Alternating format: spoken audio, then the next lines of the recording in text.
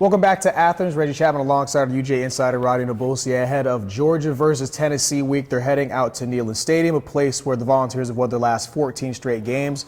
Third longest home winning streak in the country behind Michigan and, of course, Georgia, who's at 25 games, who just won this game this last weekend against Ole Miss. So we want to start there. Obviously, a big win. On Twitter, you said it was a statement win. What statement do you think that they made on Saturday? That Georgia's tired of playing with its food. I mean, I don't even know who it was, but someone said this new status symbol in college football right now is to be taken seriously by the University of Georgia. And you think about it, they kind of sleepwalked through the Vandy game. They let Auburn jump out on them. Hell, they were, had the issues with South Carolina. Right. But remember, Kentucky was a big game. Mm-hmm. Ole Miss was a big game. Florida was a big game. They let Florida scores and they reel out 36 unanswered points. They scored 31 unanswered points in this one. Against Ole Miss, they destroyed Kentucky. Right. It just felt like if Georgia comes to a game in a serious frame of mind, they're going to kill somebody. They're just going to obliterate them. Now, that's not how it works out. Sometimes you have good plans. The other team makes mistakes. Ole Miss was doing well, and they kind of got away from it. Auburn was doing quarterback runs, and they just stopped. So sometimes your opponents can get a little flustered. Missouri did a little bit of that as well. They kind of went away from what they were doing with their quarterback. Florida had the run game working early. They decided to go kind of away from it. Why do you think that's happening? A lot of it is Georgia adjusts. Okay. So Georgia adjusts and stops them and says, look, okay, we know what you're doing is working. We're going to spy your running quarterback.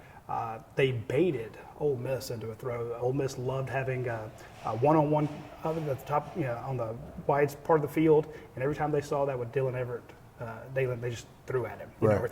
They wanted that one-on-one, and they would do everything to get it. Georgia sets that up and says, "Oh no, we've got our youngest defensive back out here on an island all by himself against your best receiver. Hope nothing bad happens. Our safety's in the middle of the field. He's even going to act like he's going inside to stop the run. I hope you don't throw to him." And sure enough, he throws the ball, and Javon Bullard just baits him into it, runs over, gets the interception, changes everything. Point is, when Georgia takes a team seriously, I hate to say that because they take them all seriously, but they get up for big games. They absolutely do. So you've wondered why Georgia's been mercurial, seems like, against some of the lesser teams. People say, well, they're just not trying. It's not. So every team that plays Georgia right now, it's their Super Bowl. It's going to be for Tennessee. Tennessee's out. They've got very little to play for the rest of the year. They've lost too many games. They're out of the SEC East race. They're out of the SEC championship race. They're not going to be in the playoffs. But what if they beat Georgia? Changes everything. You're the team to stop the 27-game win streak, the two-time defending champions. Mm-hmm. You sell that on the recruiting trail. Look, we're as good as they are. We're better than them. We beat them. Come to Tennessee. Right. So, Neyland Stadium, that 14-game win streak. Look, Vegas thinks this game's going to be closer than the last two games. Mm-hmm. So I'm just saying Georgia better take this one seriously because you're still playing to be in the playoffs. Right. Lose this one, and even if you beat Alabama in the SEC title game, you may not get in. Correct. There's too many teams that have 0 losses or have 1 loss that's really good. So they can't play with their food this week. And it feels like over the last couple of weeks, we knew there'd be some big matchups here in this late part of the season. And you could tell these press conferences with Kirby Smart that they're working hard to try and make sure that they're ready. He said on Monday that this might be the hardest prep work they've had to do all season just because it's really hard to kind of replicate what this Tennessee offense does. What is it about this Tennessee offense that makes them so special? What is Josh Heupel doing that's got them kind of rolling offensively? Well, you go back to last year, the quarterback play is different. Mm-hmm. Joe Milton is not the same, but he was their leading rusher last week. He threw for 300 yards. This is a very good quarterback. He looks like you get off the bus, he's all bus, all measurables. He looks the part. He does. At times he hasn't looked like it on the field. Right, but they're not the same as they were last year. Last year, that offense was so explosive. They actually led, I think, almost the nation in explosive plays because they go so fast. It's quick. It's designed to run a play, get lined up as the defense is trying to make adjustments to the play that you just ran or to the down and distance, or they're trying to get a play call in. They don't let you substitute. Mm-hmm. So if it's, even if you're looking at a 3rd and long, and you want to bring in Georgia's Jaguar package where they bring in, Jalen Walker and Marvin Jones Jr., the fast guys, the Damon Wilson, the pass rushers. Like, nope, you're going to have to defend us with our. We're not changing personnel. and we're still going to try to convert 3rd and 6 with the current personnel we have out here, and we're going to snap the ball in 15 seconds. Right. And you still got big men running around trying to get lined up. So they go fast, and it's almost like facing a triple option team because you don't see this every week.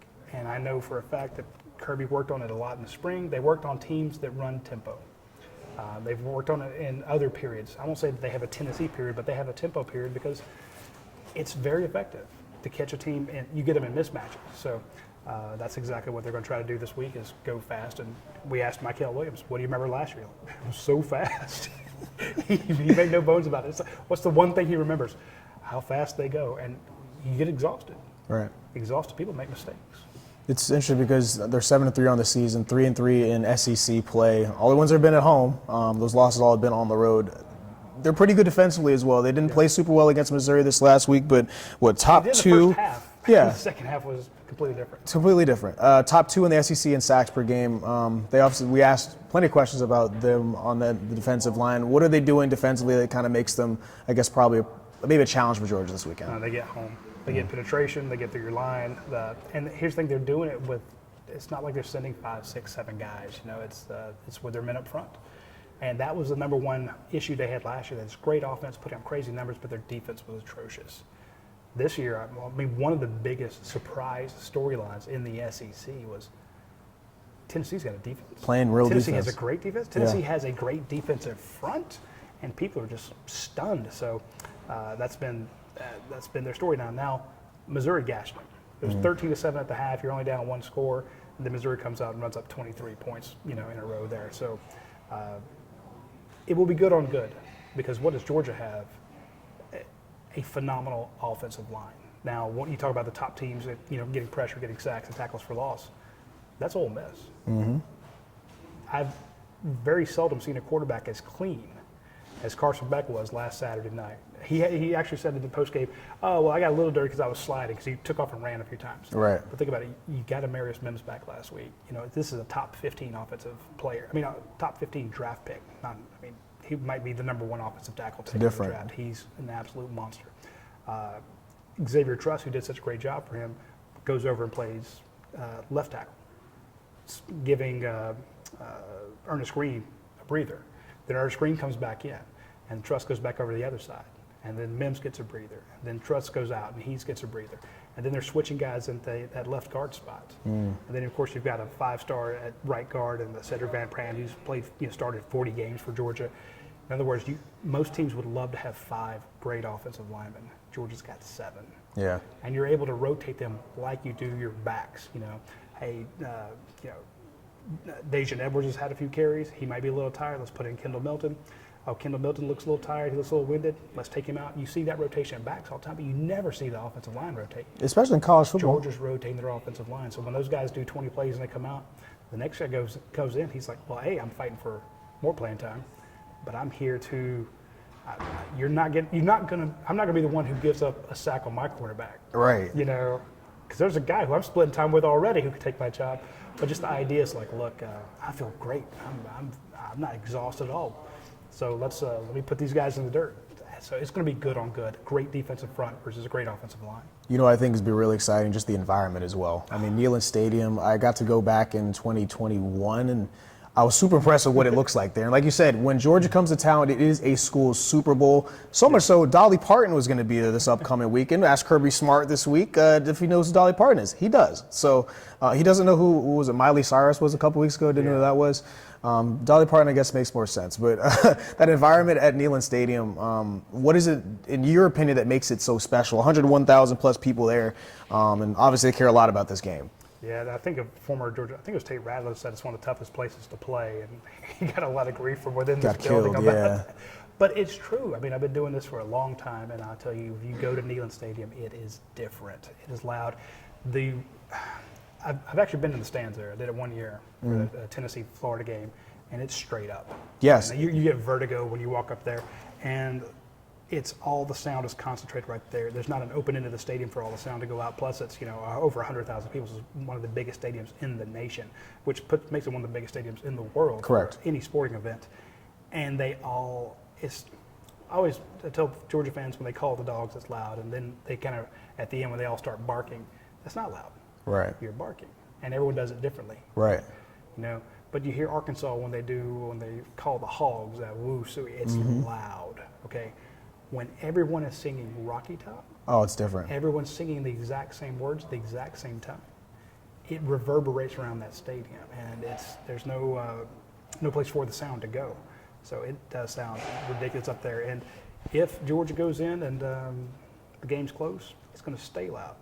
Best thing Georgia can do is get off to a fast start, which has not been what they've been doing defensively. They've been letting other teams get in it. If Georgia can get fast defensively and get that crowd to start going home, the weather's not going to be great. It's November. It's late November. It's going to be cold. If you can do something like that to get them out of it, take the crowd out of it, Georgia will have a lot easier time of it. But it's a great atmosphere. All right, Radi, I have to ask you about Brock Bowers. Made his return to the field this last weekend. It feels like he came back really fast and comes back. He's playing well as well. I mean, what did you think about his ability to come back to this game, come back to this season, and especially for a guy who a lot of people asked him, hey, maybe don't play again.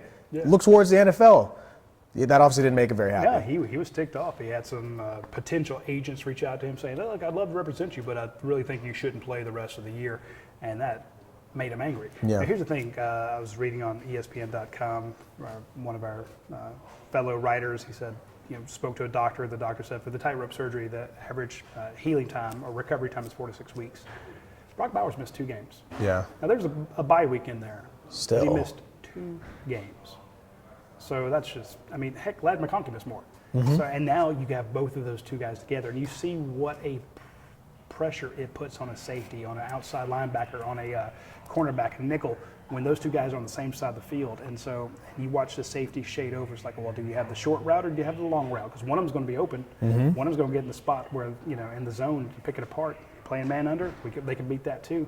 And then if everybody's focused on them, you throw to Rod Thomas or Dominic Lovett, who just gashes you. And then if everyone's worried about where you're going to throw it to, you hand the ball off to Kendall Milton, who had a career night, 9 carries, 127 yards, a couple touchdowns. He's coming into form. Getting Brock back changed. It makes it better for everybody because now you can't just load up the box, take away the run because Brock's out there, and Brock's a blocker. Correct. Physical player. If he were he would be drafted just as a blocking tight end. Yeah. Just as an H, wide receiver, as a tight end, but he's also a Y. He can do it all. He's going to go down as one of the top receivers in Georgia history. I want people to understand that he's going to be a top 5 pass catcher. Not tight end. Exactly. Not just a tight end. Number 1 tight end, done. One of the best receivers in history, and also does one of the best blockers in Georgia history. Georgia's history has been around a long time. A lot of physical players have played here. A lot of great tight ends that went on to the NFL. He's going to go down as probably the best.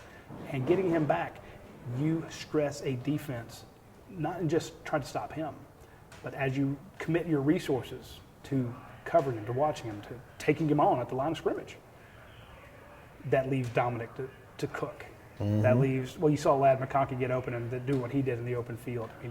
Ladd McConkey had a career day as well. It makes, if Dejon Edwards is running behind Ernest Green and Micah Morris, and then you have that tight end outside of Brock Bowers, and you got those 3, it's like, well, we got an E-gap, C-gap, and we're just running to the right, inside zone. One of those lanes, cutback lanes, is going to be open. Right. And then Dejon Edwards is 14 yards downfield before you know what happens. So getting Brock Bowers back is gigantic. Before we go, I ask you this every week. When you look around the college football landscape, how things are kind of shaping up. Naturally, we're only a couple weeks out from championship games, and every team has some of their best matchups the last couple of weeks of this season. Georgia, currently ranked at number 2 in the college football playoff rankings as they've been the last couple of weeks. Where do you kind of see them over the next couple of weeks? Where do you kind of see where they'll end up? They just want to end up in the top 4. They don't really care where. They want to be in the top 4. How do you think they stack up with everybody else when you looked at this last week of football? Last week, I just think Alabama looks fantastic. I've been saying it even after the Texas loss. I said that quarterback, Milroe, just the acceleration that he has will cause teams trouble. And then they benched him, and I'm like, okay, maybe I'm an idiot. Right. Well, no. You can't coach speed, and you can't coach size, and you can't coach that explosiveness. Now that they know how to use them, and Alabama's defense looks good. Ohio State, Michigan, one of those 2 teams has to lose. Georgia, Alabama, one of those two teams has to lose. the winner of either one of those contests is in, and then you go like, okay, well, what about the Oregon-Washington game? You know, which one between Oregon and Washington? I think FSU is in, but I think Georgia can beat any of those teams. But I also think that all those teams could stress Georgia in a unique way. I think Penix and Washington would be great. You're not going to beat Bo Nix and Oregon as easily as you did the first time. Correct. It's a different squad. So Alabama's a tough out. FSU's a tough out. It's just going to be a tight. There's a lot more parity this year. Georgia's just not head and shoulders above everybody else. They can beat them all, but they could also lose to any of them. I mean, you can just have a bad game. So it's going to be really tight down the. It's going to be a very exciting finish to college football, in my opinion. So super excited about it. And we know that Georgia and Alabama are going to face off against each other. Yeah. An SEC championship game should be a whole lot of fun. But first, they have to get through Tennessee. It's coming up this Saturday out in Neyland Stadium. We'll see you guys there.